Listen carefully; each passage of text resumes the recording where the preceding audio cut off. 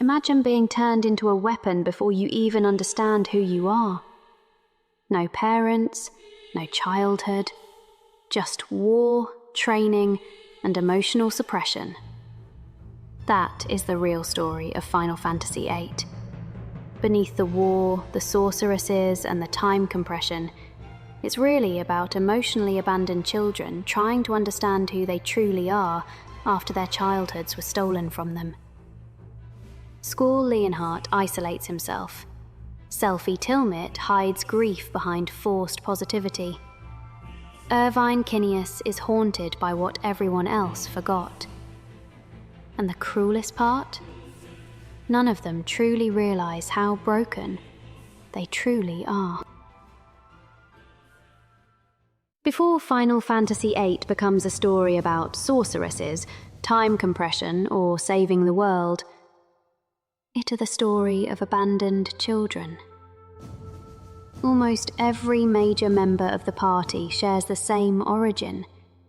They are children orphaned during the aftermath of the Sorceress War, a conflict initiated by sorceress Edea, whose militaristic rule over Esthar led to war, oppression, and widespread fear throughout the world.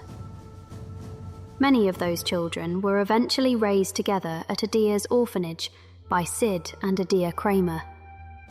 Years later, that same orphanage would become the foundation for the garden system and the creation of Seed. I already made an entire video exploring how the time paradox surrounding Ultimecia ultimately led to the creation of both Seed and the very future that feared her in the first place, so I'll leave that linked in the description.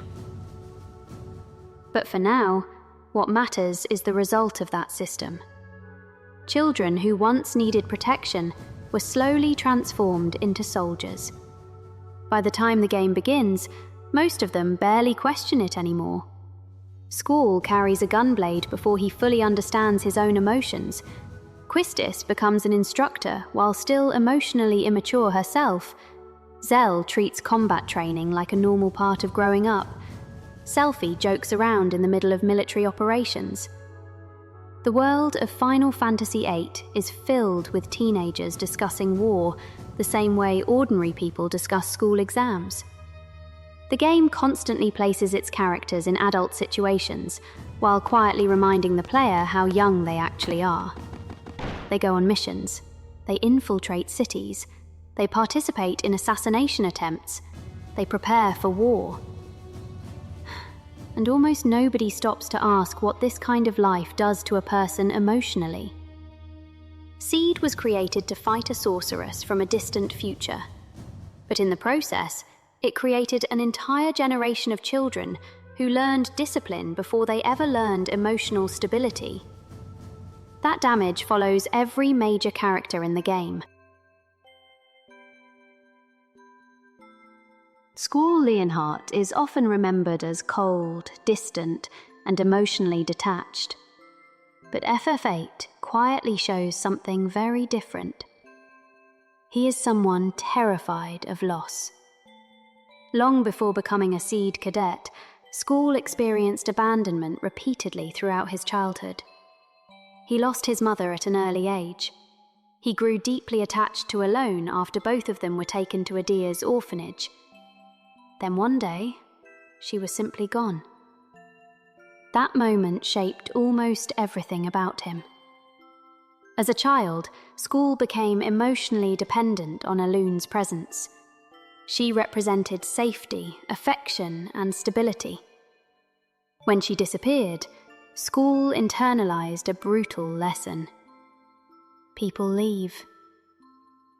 Years later, after prolonged Guardian Force use gradually erased parts of his childhood memories, Squall no longer consciously remembered Alone as the source of that pain. But the feeling remained. The abandonment remained. And somewhere deep inside him, so did the belief that everyone eventually leaves. That fear follows him through the entire game.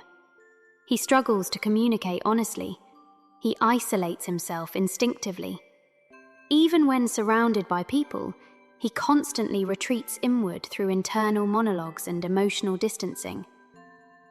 Throughout most of the game, Squall tries to convince himself he does not need anyone, because loneliness feels safer than abandonment. Even his famous emotional detachment starts to look different once you understand that context. He is trying to protect himself from future grief before it has the chance to happen again. He wants connection. The game makes that very clear. He simply does not know how to believe connection can survive without eventually turning into loss.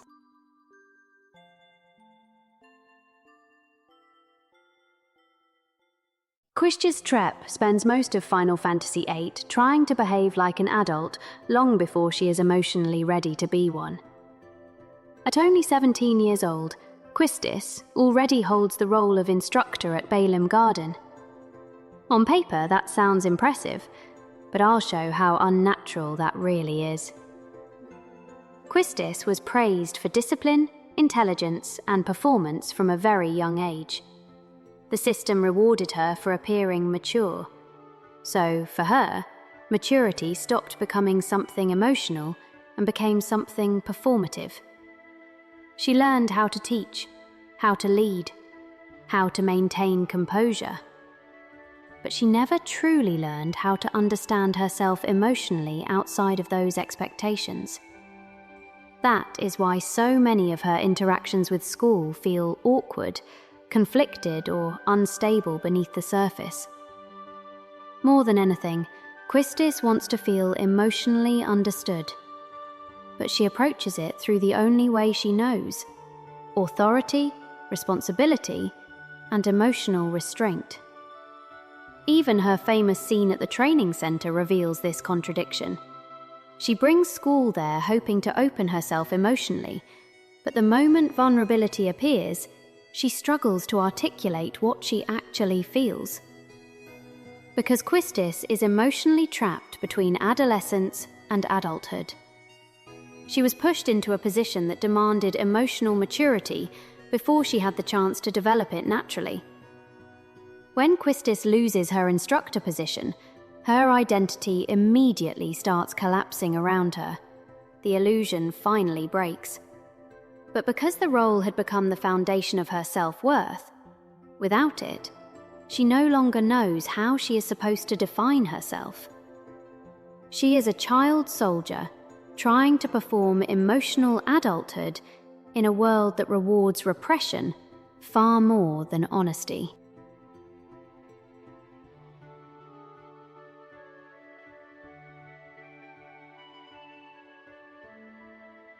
Seifer Almazi spends most of the game acting like someone desperate to become the protagonist of his own story. He's loud, reckless, aggressive. Everything about Seifer feels exaggerated. But underneath all of that, there is a constant need to feel important. Like many of the other characters, Seifer grew up as an orphan inside the same militarized system. The difference is that while Squall responded to emotional abandonment by isolating himself, Seifer responded by building a fantasy around himself. He romanticizes war, romanticizes heroism, romanticizes the image of the sorceress's knight. The fantasy gives meaning to a life that otherwise feels emotionally empty. Seifer constantly searches for recognition, from instructors, rivals, authority figures. That obsession likely comes from the same emotional void shared by the rest of the cast. Children raised without stability, trying to build identities around roles instead of emotional grounding. And once Ultimecia begins manipulating him through Edea, Seifer finally receives the thing he always wanted: purpose. Someone tells him he matters, that he has a grand role to play. Someone makes him feel chosen. So he clings to it completely, even when the world around him starts collapsing. He is driven by emotional immaturity, loneliness, and the desperate need for his existence to feel meaningful. In another life, Seifer probably could have become someone better. But in a world filled with children who were forced to emotionally raise themselves, Seifer became the version of that pain that needed the world to notice him at any cost. For most of the game, Irvine Kinneas hides behind performance. The flirting, the confidence, the cowboy persona. At first, he almost feels disconnected from the emotional weight carried by the rest of the group. Then the game reveals something devastating. Irvine remembers. While the others slowly lost parts of their childhood memories through prolonged Guardian Force use, Irvine held on to them. He remembers Edea's orphanage. He remembers the people around him. And most importantly, he remembers Edea herself. That completely changes the meaning of the assassination mission in Delling City. Everyone around Irvine sees it as another military operation, another assignment, another target. But for Irvine, the mission is something far more personal. He is being asked to pull the trigger on the woman who once cared for him like a mother. And nobody around him fully understands why he suddenly starts falling apart.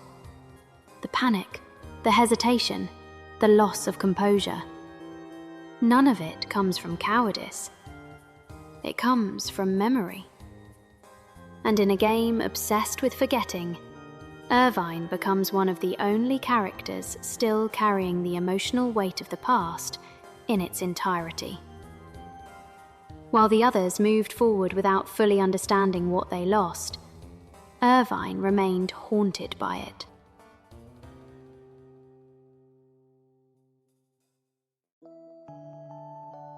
At first glance, Selphie Tilmit feels like the emotional antithesis of the rest of the cast. Selphie floods every silence. She talks, jokes, and moves constantly, as if stillness itself were a threat. Within Balaam Garden's rigid military culture, her chaotic energy feels harmless at first, even refreshing. But over time, that brightness begins to feel strangely excessive. Selphie approaches even dangerous missions with an almost unnatural levity, diffusing tension with jokes and cutting off uncomfortable moments before they can emotionally settle. As the game progresses, her optimism stops feeling natural and starts feeling necessary. Selphie copes through momentum. If everyone just keeps laughing, talking, and moving, then maybe nobody has to fully confront the world they actually live in. Then, Trebia Garden happens, and Selphie's emotional rhythm utterly collapses. The ruins are proof that the life she built her identity on no longer exists. Friends are dead, memories are buried under rubble, and the cheerful girl who spent the entire game anchoring the group's morale can barely hold herself together. What makes the aftermath so painful is that Selphie still tries to recover faster than anyone else. She desperately tries to lift the mood, redirect the gravity of the situation, and keep everyone else functional. Because for Selphie, positivity is no longer an expression of personality. It has become a method of survival.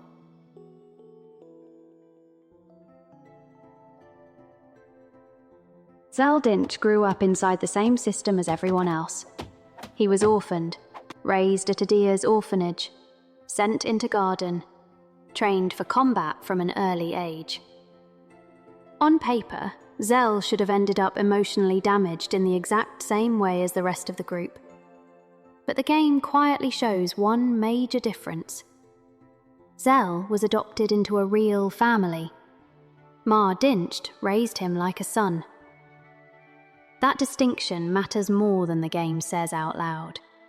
Because while Zell still struggles with insecurity, impulsiveness, and emotional immaturity, there is something fundamentally different about the way he interacts with the world. He still believes in people. He experienced something most of the others never truly had. A stable home, parental warmth, and the feeling of belonging somewhere outside the military system. That does not erase his trauma. Zell still grew up surrounded by war, violence, and pressure.